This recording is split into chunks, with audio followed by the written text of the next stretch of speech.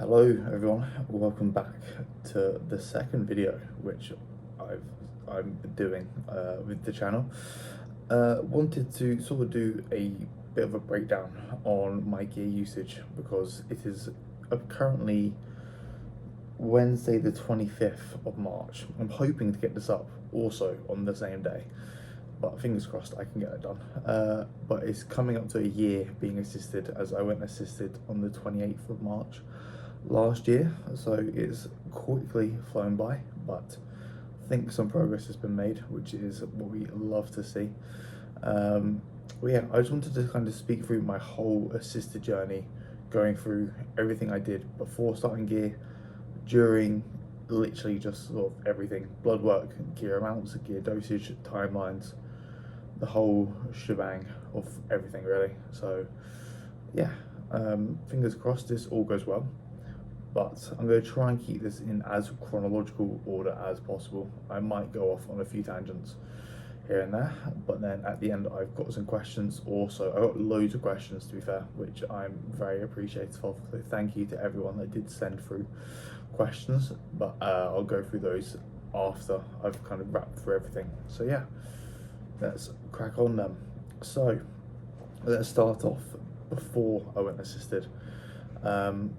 Peak fatty matty era, pubescent Matthew, weighing in a big 300 pounds roughly. Probably, I think I had a little bit more. The heaviest I saw on the scale was like 302, I think. So that was a few weeks into weight loss. So basically did a massive crash diet, loads of cardio, no food, no hormones could be driven from the amount of fat I was consuming. It would have been probably about a sub 10 to 20 gram a day, so really not optimal for hormone production, to say the least.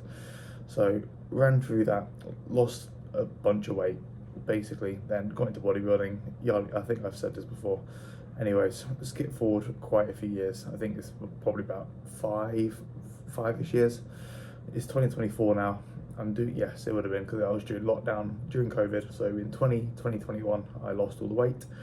I then did a contest prep as a natty teenager in 2024, got skinned, held that condition for I know it was guaranteed 12 weeks. I think it could have been about maybe like 13 to 14 weeks holding that inside out skinned condition. So I knew a repercussion from a contest prep and holding condition is going to be some sort of detriment to your hormones. That's for sure. But I think for me, just with basically writing off my hormone production when I was younger, and then it not giving much time for it to come back, and then going into a contest prep and getting skinned, it just killed it really. So basically I pretty much just wrote off my hormones. I'm very positive of that. And yeah, I showed, and looking back now, I definitely showed signs of it. Very minimal sex drive when I was younger, especially during like puberty, like very little. And then even when I was into prep, I'd lost all sex drive. Like 2 months into prep, it was gone. So yeah, and I was also in a relationship as well, so it wasn't like there was like a need, there was a want and a desire. It was just gone though. So nothing I could really do about that. It just kind of killed it off. So run through the whole prep, then got blood work done 12 weeks post show, and yeah, and as you can see, I was fucked. I'm gonna pop up visuals across this anyways, just picking up little physique updates and timeline with the physique, and then also blood work when applicable. Yeah, this was the blood work post, like 12 months post show, 12 weeks post show. During this, we driven up body fat, we driven up hormonal fats. I think I was probably eating about 80 grams of dietary fats a day at this point, really trying to gain back my hormone production, or as trying to resurrect it as much as I can. Also during the period, so yeah, from this book, I'll stay in chronological order here, don't get on the sidetracked too early on. But from here, I knew my testosterone was obviously rock bottom, well, what I thought was rock bottom at the time.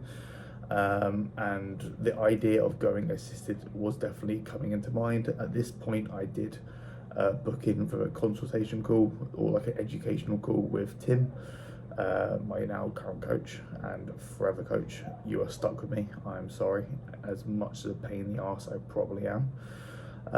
But yeah, got that call with Tim, let AJ know I had a call with Tim, wanted to go down the assisted path. AJ does not coach assisted bodybuilders, so I knew that would not be feasible with him. So I went with Tim, made very much a very easy process. After telling AJ about my plans of wanting to go assisted, he recommended Tim anyway, but in my mind I was going to go with him either way. So that just reinforced my sort of confidence within going down that assisted path, coaching path. So yeah, after doing that, and then my time that I paid with AJ had run out, so it was time to join Tim. So it's about, I think it was the very end of January I joined Tim. So yeah, and then it would have been, very end of Jan I joined Tim. But we didn't go assisted straight away, obviously. Off the gate, we wanted to give myself a bit more time, getting to know each other, getting to know the coaching process with him. He can learn me, I can learn him. It just makes sure that everything's nailed. I'm doing everything in my process that I can be to try and resurrect my hormones, because at this point we're also not trying to go assisted. We're trying to bring back my hormones naturally, because the goal was still to compete again in 2027 as a natural junior. That was the original plan. Obviously plans have now changed, but yeah, the goal was to make sure we nail everything. So Tim then learned me, he learned how adherent I was to the plan. He knows I did not miss a beat, ticked every single box day in, day out. It was then 2 months later after that, so 5 months post-show, we then retested bloods, had a D-volume, retested bloods, and my testosterone got even lower. As you can see, bloods were fucked. I was ruined. And yeah, as Tim said in his words, "You're fucked, mate." And we were just both very confident that I couldn't bring back my hormones naturally. It wasn't like my testosterone was like a 7 or 8 nanomole at the very bottom of the natural range. It was a 0.89. Like, it was tanked. So we straight away on that same day when bloods got when I got results back, bought the gear, and then it was time to go assisted. But before that, there was a lot of education that went in behind this. I've completed the whole J3U PD education module. I've watched and consumed so much content behind gear usage that I was relatively, I understood everything very coherently. When I was having a conversation with Tim about gear, it was like a conversation. It wasn't like him saying stuff, I then asking questions. It was him saying stuff, I understanding it and asking, and just understanding it, really. So it was just a normal conversation, just because my education and knowledge around gear is at a very decent level.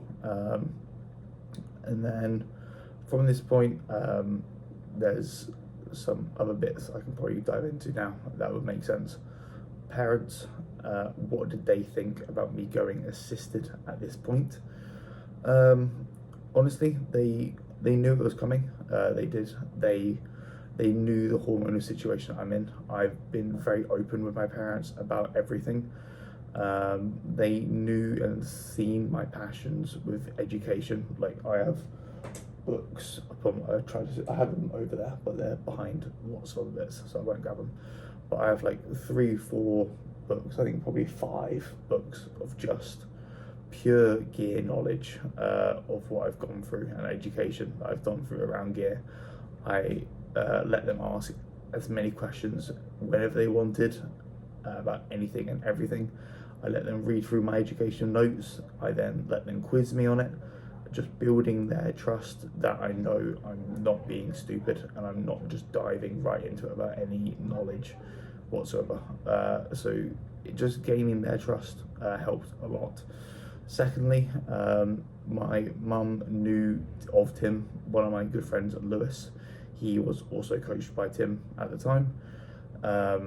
He's always spoken extremely highly of Tim to me, and when my mum's just asked conversations about my mates and what they're doing, I've mentioned Tim in the past, so that she knew of a Tim and who this very good coach was. But and then when I said to her about obviously just going from AJ to Tim, she was obviously a bit more open to the idea because I've been with AJ at that point for approaching 3 years, and then telling her about AJ recommending Tim, Lewis, it being the same Tim Lewis got coached by, it all just helped build their trust, just because I was open with them and I let them ask as many questions as they want. My mum has met Tim as well now quite a few times at like client meetups or just whatever shows she's been to, she's met him, so that relationship between them two are also very good as well. So it's all sort of worked really well, for sure. And that's just kind of what my parents thought of it and how I sort of opened up the idea to them and just educating them as well. Like it was needed for me to just be healthy. Like my hormones were so low, it was just needed, and they understood it. They asked questions, I answered. And it was just like another educational chat I've had with them, and they've just understood the process because I've been able to tell them about it, really. So it's just me being knowledgeable enough to answer all their questions, just helped in general. So enough with the parent yabba, onto the gear side of things. So first blood's done, rock bottom. We then ran 150 milligrams of testosterone for 8 weeks. This initial shift from going from nothing to 150 milligrams, I noticed so many life quality improvements. Just from I went from nothing to 40 nanomole testosterone. It was obviously, it's going to be massively big difference, a big shift. Confidence was up, libido was obviously up, training performance was up. Everything that you could possibly want was that. Everything good was good, and it was very much beneficial to me. And I felt amazing, to be honest. I really did. I felt on top of the world on that amount. And then got blood work done 9 weeks later. From there, we had blood work done 9 weeks later, and I was still on the 150. I might have just escalated up to 200. So from here we saw how the initial response from going from nothing to 150. Obviously, no health side effects, consequences on my organs or liver, kidney, nothing like that. Only bits that we saw is I metabolized testosterone super well. Putting 150 milligrams in put me at 40 nanomole of testosterone, so instantly into super physiological ranges, which is very exciting. Just knowing I respond well to gear, which is cool. And then we ran from 150, we went up to 200 milligrams, and then we ran 200 milligrams for 9 weeks. From there, we then ran 250 milligrams for 7 weeks, and then we began to diet. From this diet, we then, as soon as the diet started, we went to 300 milligrams and held 300 milligrams for 7 weeks. Quickly had to check my timeline because I forgot how long I was on 150 for. So was on the 300 milligrams for 7 weeks, and then after that we then dropped back down to 150 milligrams. From here we then ran 150 milligrams for 6 weeks, And then when my diet was all wrapped up, we then had blood works redone. I've just realised I forgot to mention quite a few blood works in the past as well, which I will go back to in a second. But I will just quickly finish all the drug stuff and then I can go from there. But yeah, so 150 for 6 weeks. Then at the end of the diet, we then reintroduced anabolics, going up to 300 milligrams, and then yeah, and then from there we sorry, I shall backtrack real quick. And then during that 150 milligram time period, I then actually didn't notice any difference. No loss in strength, no sort of loss in anything, which was very nice. Honestly, yeah, really didn't notice much of a difference. The only bit I sort of noticed towards like the back end, which was probably about 4 or 5 weeks into the 6 weeks being off, quote unquote, I just sort of lost a bit of like a oomph, like towards like gym sessions, in a sense, like just that proper like really get after it type feeling that I felt. But apart from that, felt nothing else. So as soon as the diet ended, we went back up to my prior peak dosing, being 300 milligrams, and also introduced growth hormone at 4 IUs daily. So yeah, from there we then just ran 300 milligrams for 3 weeks. Then we bumped up to 350 milligrams for 4 weeks. And then after that we went to 400 milligrams for 5 weeks.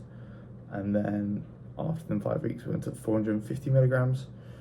And that's where we're currently at now, week 4, 450 milligrams, and week 16 of the push-up phase, which is currently where we're at. And then yeah, we are currently just about 10 kilo up from the end of the diet up to now, finishing the diet about 92, 93, right now I'm now about 102, 103 kilos, so that's pretty cool. But yeah, just to quickly turn back on myself here, so initial blood work done was on the 18th of March. Then 9 weeks later we had another full set of panels done. Sorry, once again I shall go back. My thyroid, T3, T4, also fucked from prep, never really resurrected. So we also added in T4, tried to add in T3, but the T3 I bought was bunk. So that obviously it did nothing for me. From there we we just added in more T4, going to 150 micrograms daily, just to see if we can get a bit more of a conversion into higher levels of T3, but we did not see that same effect really. So from there, obviously T3 was bunk, so we didn't really realize it was bunk. We just thought I just wasn't really metabolizing it, or it wasn't working. And then eventually I just sort of ran out of my T3, and we just said we'll just take it out because it's clearly doing nothing. And then sorry, I just need to go back and forth with the pictures I've got. And then yeah, 4 weeks after the second lot of blood work, we had a thyroid test done. Same thing, T3 was cooked, T4 was in a good position. 4 weeks later we then had more thyroid testing, and then another 4 weeks after that we had more thyroid testing, I believe, and it was just cooked every time. We didn't see any improvements. And then we only did 2 thyroids, and then the third lot came from another full set of panel, which was at the end of the diet. And then from there we reintroduced T3 as well, just because it was cooked. Actually got my hands on some real T3 this time, and we are back in a much healthier position. And since then, we haven't had blood work done since. So yeah, 16 weeks ago was my last set of bloods. We'll get some more done in about 4 weeks time. There will be 20 weeks into push-up, and then yeah, that will be sort of game plan from there.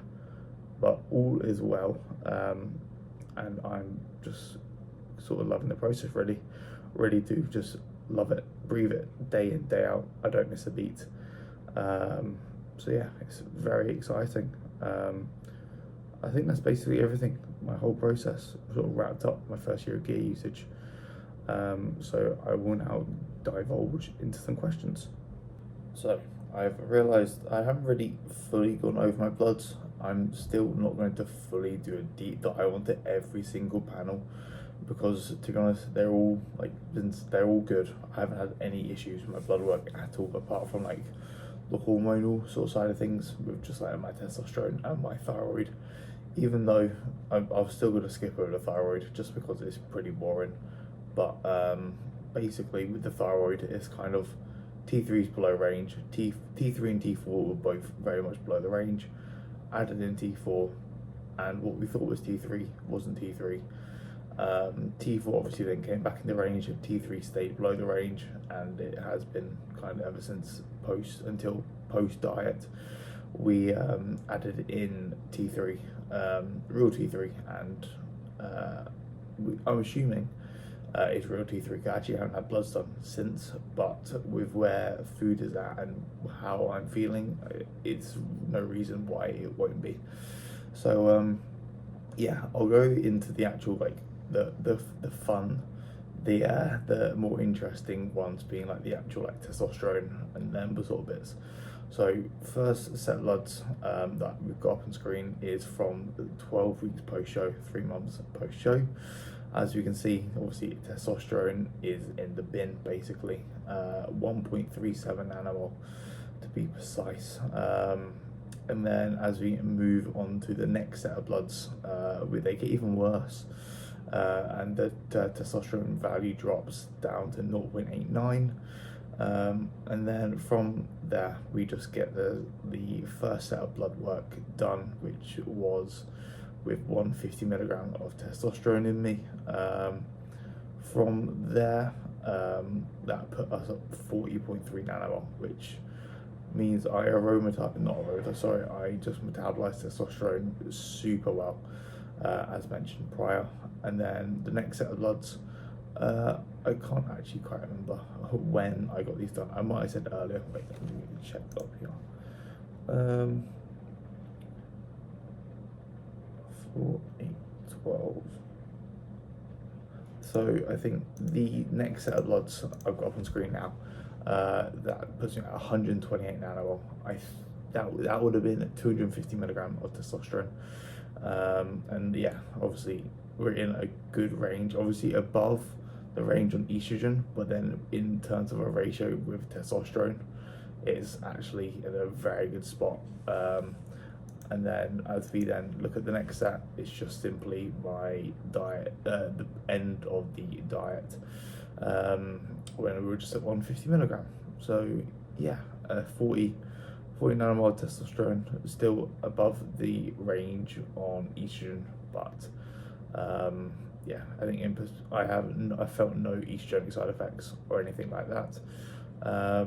So yeah, and I've already had gyno removed, so I don't need to worry about getting gyno again. But the only sort of concern we've slightly had with my blood has been my kidney markers, in a sense, but that's just with my ALT being elevated.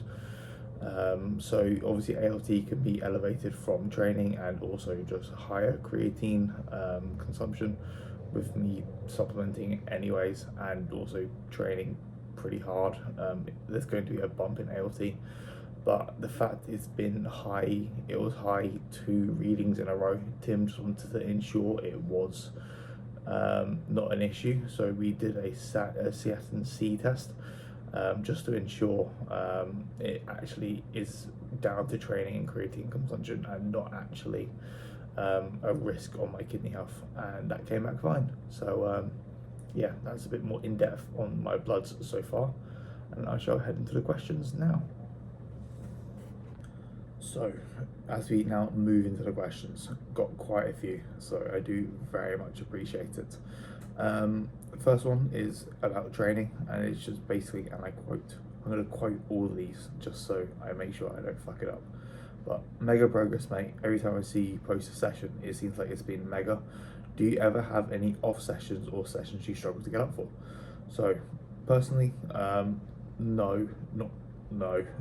In the short, for me, I nail everything. So I will make sure I'm hydrated enough, I am fueled enough going to every single session, so that I just simply won't have a bad one.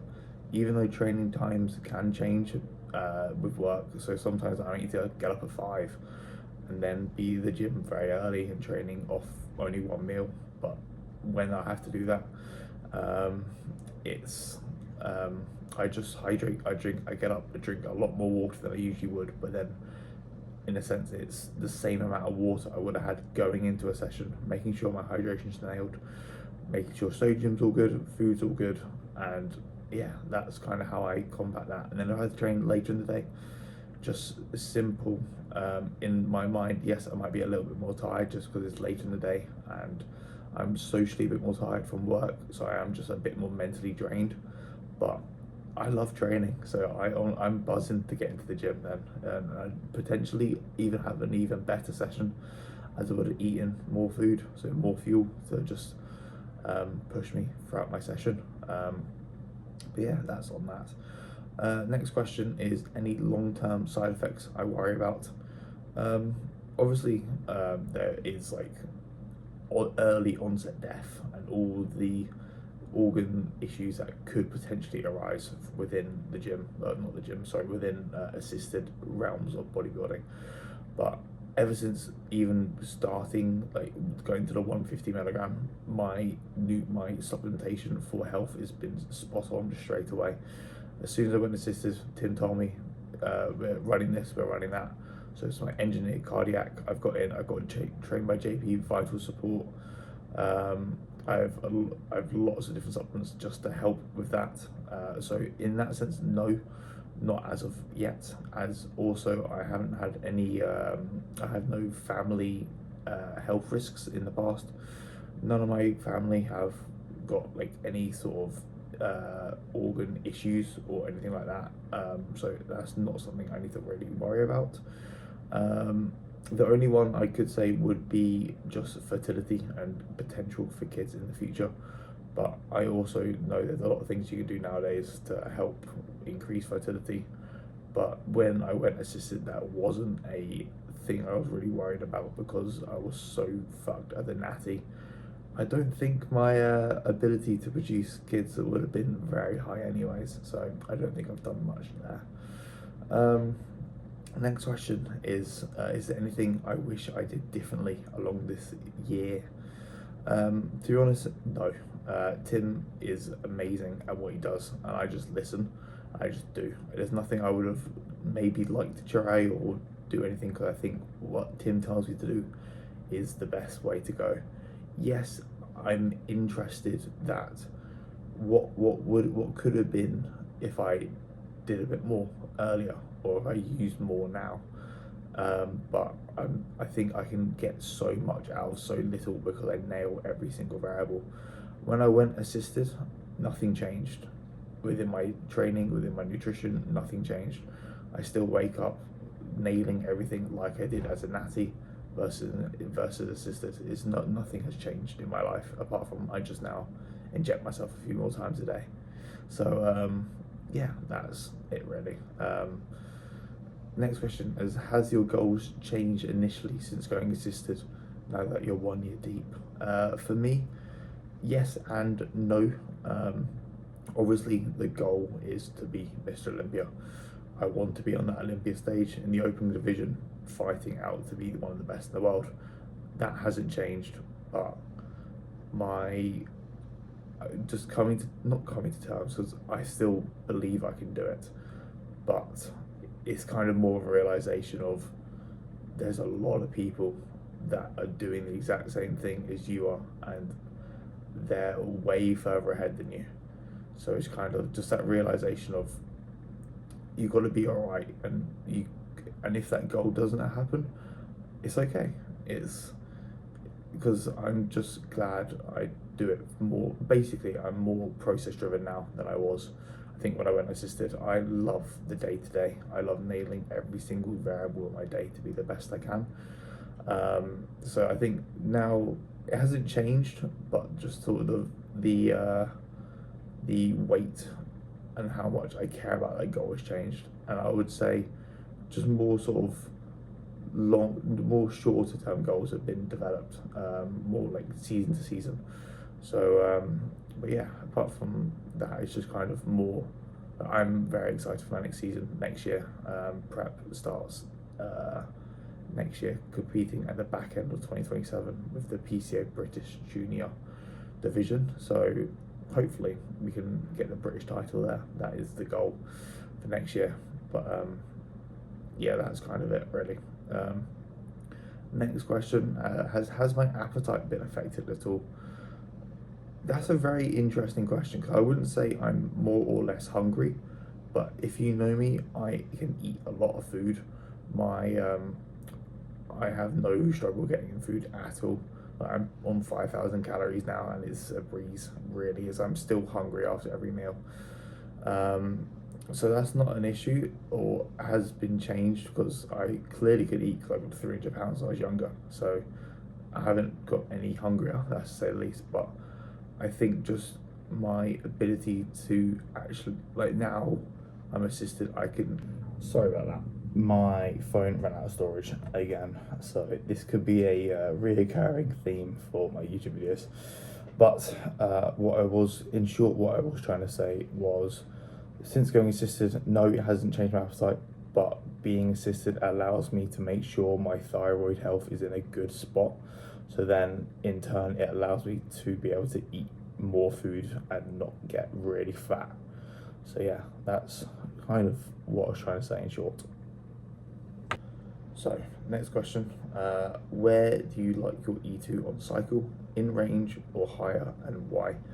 For me, I'm not sure where my estrogen currently sits, just because I haven't had bloods done on this level of testosterone, so I'm not entirely sure where my estrogen sits. But for myself, I'd like to say it obviously is at above range, just with how high my testosterone got when I was taking 150 and 250. So I would technically say probably on the higher side of things, but I haven't felt watery, or I haven't noticed any of that since, or any sort of issues that you can get with estrogen. So I'm kind of unsure, to be honest, right now, but I'll be interested to see where it is when I next get bloods pulled in like 4 to 6 weeks, something like that. But next question is, how has your training changed since going assisted? To be honest, it hasn't at all. I still just do the same stuff, but I think the only difference is that I've just had more time in the game, and I'm just better at training, so I can get more stimulus per set. That's the only real change. It's just I've been better at training, really, way more accurate, way less logbook. Especially now, way less logbook driven. Like, I just want to get the most out of every set. If I drop a rep, so it be. But yeah. And then, have you noticed any emotional / way you react to things changing, and if so, what? No, nothing changed for me, I would say, since going assisted. To be honest, I'm just kind of more what I already was. So, no, sorry, I'm a bit more confident. That's definitely one way to say. And I'm a bit more. I will speak my mind more, and I will actually say my opinion more than what I used to. But if something happened and I didn't like it, I would say it. But in the past, I've hidden away from my opinion. So yeah. And then, were you ready for anabolics, or was it sooner than expected? So, covered this already, but yeah, obviously it was a lot sooner than expected. Was planning originally on competing as a natty in 2027 as a junior, but and then going assisted after that. But that did not be the case, and I ended up going assisted. But I wouldn't say it was. I wouldn't say I took it preemptively, because yes, my age, it could be, but I think on a knowledge standpoint and from a hormonal standpoint, it was both needed. So yeah, and the next question is about doing my own research. So as we already know, I completed a lot of research before going assisted. So yeah, that's all the questions boxed off. But I hope you enjoyed this.